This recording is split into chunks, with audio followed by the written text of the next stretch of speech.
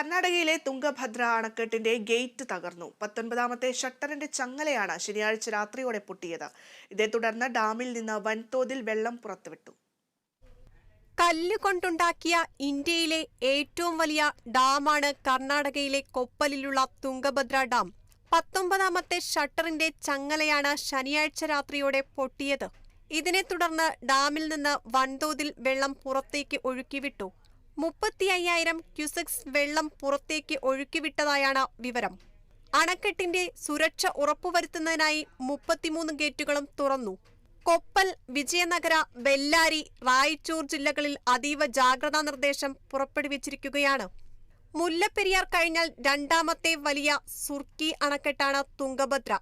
കർണാടക, ആന്ധ്ര, തെലങ്കാന എന്നിവിടങ്ങളിലെ കർഷകർ പ്രധാനമായും ആശ്രയിക്കുന്ന ഡാമാണിത്. 1949-ലാണ് ഡാം നിർമ്മിച്ചത്.